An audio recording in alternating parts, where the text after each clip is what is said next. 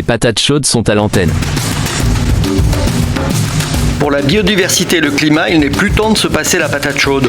L'association Agir pour tous et ses adhérents les patates chaudes Informe et forme pour agir plus efficacement. organisent des actions collectives. Détecte et soutiennent les bonnes pratiques et innovations à impact positif. Salut Quentin, aujourd'hui tu nous parles de l'été 2025, le bruit court qu'il a été chaud. Oh oui, c'est le moins que l'on puisse dire. À l'échelle nationale, l'été 2025 se classe en 3e position des étés les plus chauds, derrière les étés 2003, il est toujours en tête, et 2022. En prenant en compte un panel de 30 stations de Météo France qui constitue ce que l'on appelle l'ITN pour indicateur thermique national, la température moyenne a atteint 22,2 degrés, à 0,9 degrés derrière 2003 et à 0,5 degrés derrière 2022. Par ailleurs, on compte 27 jours de vagues de chaleur réparties en 2 vagues, la première fin juin, début juillet, la deuxième au cours de la première quinzaine du mois d'août. Ces 2 séquences sont respectivement les 50e et 51e vagues de chaleur enregistrées en France depuis 1947. Des records absolus ont été battus, avec notamment 41,6 degrés à Bordeaux et 42,1 degrés à Bergerac le 11 août, journée d'ailleurs qui restera dans les annales dans le sud-ouest du pays.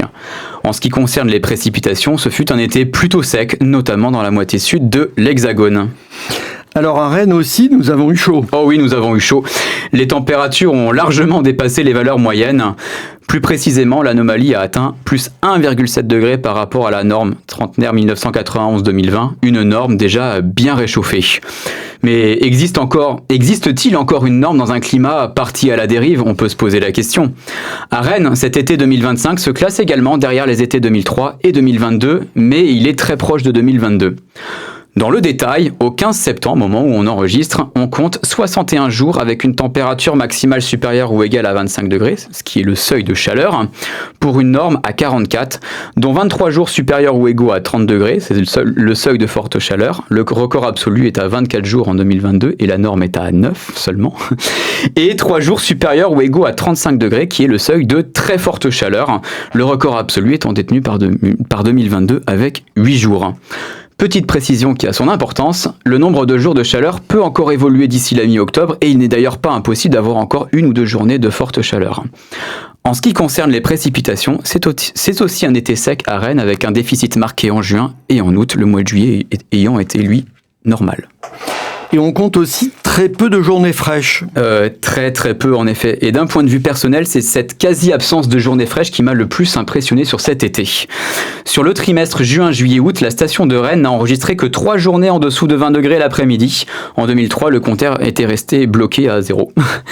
Entre le 9 juin et le 11 septembre, la station de Saint-Jacques a enregistré une série remarquable de 96 jours consécutifs avec une température supérieure ou égale à 20 degrés.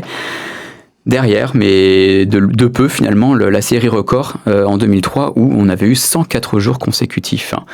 Encore plus fort, entre le 9 juin et le 29 août, 22 degrés est la température la plus faible mesurée en après-midi, une statistique inédite pour la station.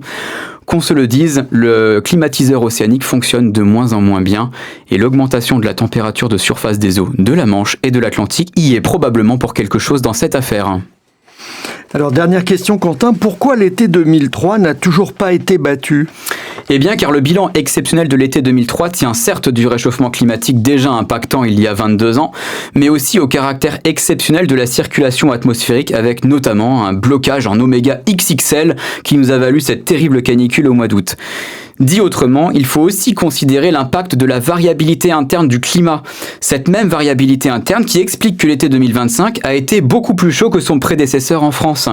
Disons-le sans embâge, si nous avions connu la même circulation atmosphérique que 2003, l'été 2025 aurait été nettement plus chaud que 2003 en raison de l'accumulation de chaleur au sein du système climatique. Ainsi, en 2050, les climatologues estiment à 10% la probabilité de connaître un été au moins aussi chaud que 2003 contre nettement moins de 1% il y a 22 ans.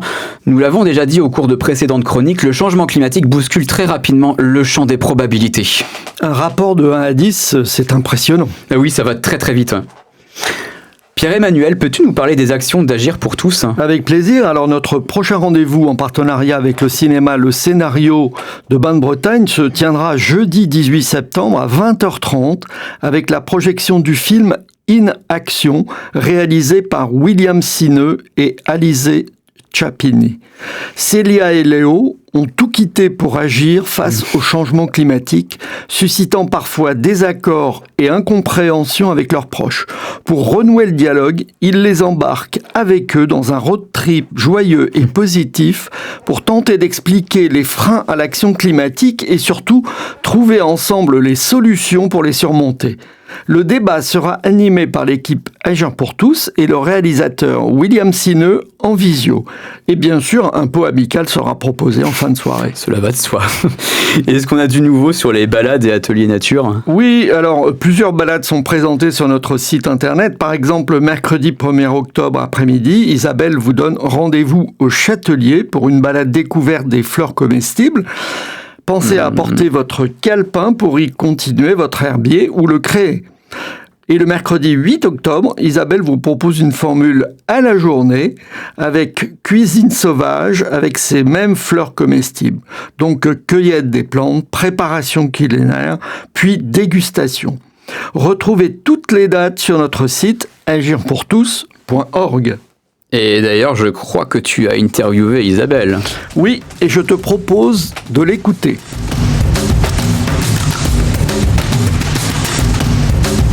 Bonjour Isabelle, peux-tu te présenter en quelques mots ? Bonjour Pierre-Emmanuel, je suis Isabelle, paysanne tisanière en plantes aromatiques et cueillettes sauvages, installée au Châtelier en Pléchâtel depuis 2020. Alors, tu fais notamment partie de l'équipe des animateurs balades et ateliers nature de Agir pour tous. Quelles sont les animations que tu proposes ? Je propose deux thématiques. Une balade découverte de reconnaissance des plantes sauvages comestibles selon la saison. Ça peut être des jeunes pousses au printemps, les fleurs comestibles à l'été, les baies, racines à l'automne. C'est un temps où les personnes se reconnectent à la nature, éveillent tous leurs sens, prennent un moment de détente, de plein air. Alors ça, c'est la première catégorie. Et la deuxième catégorie ? C'est à la journée, donc c'est très sympathique aussi. C'est la formule de cuisine sauvage. On est déjà sur un temps à l'extérieur avec la reconnaissance de chaque plante que nous allons récolter et mettre en cuisine. Après, nous allons nous installer au fourneau, apprivoiser cette plante et d'autres éléments, notamment des produits locaux de proximité. Et le dernier temps où c'est un temps de partage, de convivialité, nous nous régalons dans notre atelier autoconstruit. Alors, en quoi ce partage de connaissances fait évoluer la compréhension du public sur la biodiversité ? Ça permet à chacun de nous d'observer que tout est vivant. Une balade en forêt ou dans des prairies, c'est d'observer en fait le plus petit, d'ouvrir l'œil sur chacune ou chacun de ces végétaux, que ce soit fleurs, racines, baies, et qu'on peut mettre dans l'assiette, nous permet aussi de respecter cet environnement-là, de plutôt s'ouvrir vers quelque chose de nouveau et de bon pour notre santé aussi, car c'est directement de la cueillette à l'assiette, et là les vitamines, minéraux sont vraiment bien présentes pour être en forme dans la vie, tout simplement. Est-ce que tu peux nous parler du Jardin des Merveilles ? Alors oui, car c'est un lieu de 3,5 hectares. Avec Philippe, on s'y est installé en 2018 et c'était des prairies permanentes et une forêt de sapins Douglas. Avec cette forêt de sapins Douglas, ça nous a permis d'autoconstruire le bâtiment agricole et ainsi de recréer de la vie sur ce lieu. Car une pinède en fait asphyxie le sol. Et en recréant de la vie, en y implantant des essences locales comme le noisetier, le châtaignier, le tilleul, l'érable champêtre, ça permet de recréer donc de la faune, de la flore et en même temps de mettre des bonnes choses dans l'assiette. Cette autoconstruction aussi du bâtiment agricole nous a permis de découvrir aussi d'autres façons de faire, comme le travail de la terre, paille pour nos murs. On a fait travailler aussi une scierie mobile, enfin déjà couper nos arbres, puis découper en planches et ensuite autoconstruire avec des chantiers participatifs. Et ça nous a permis de recréer du lien humain, de la convivialité, des temps de partage et d'apprentissage sur l'autoconstruction. Alors dans ce jardin, j'ai remarqué aussi qu'il y avait des espaces de soins ou de santé ou de bien-être. Est-ce que tu peux nous en parler ? Oui, sur un petit coin de terrain, en arrivant sur le Jardin des Merveilles, on va trouver plusieurs jardins à thème pour permettre à chacun de nous, en visitant les lieux, de s'apprivoiser avec des plantes, notamment des plantes aromatiques. Donc des jardins à thème comme le jardin de la femme, le jardin du système nerveux, le jardin du système immunitaire ou le jardin de la toux. Et ça permet aussi de se familiariser. C'est plutôt à visée pédagogique. Eh bien, écoute, Isabelle, je te remercie. On peut te retrouver donc et retrouver tes balades ou ateliers sur le site Agir pour tous, donc www.agirpourtous.org. À bientôt. À bientôt et merci beaucoup Pierre-Emmanuel. Et quelles sont les nouvelles du site Mobilité pour tous, du projet ? Alors, notre site internet Mobilité pour tous facilite la mobilité quotidienne sur notre territoire des Vallons de Vilaine, tu le sais, oui. Et en réduit le coût et l'impact carbone. La campagne de communication se poursuit toujours, affiches, flyers, réseaux sociaux dans les 38 communes du territoire. Nous développons également un réseau d'animateurs bénévoles, mobilité, afin d'obtenir régulièrement des informations fines sur le territoire et d'assurer le développement de la plateforme dans chacune des 38 communes. Donc là, vous pouvez retrouver Mobilité pour tous à l'adresse mobilitépourtous.org, tout attaché.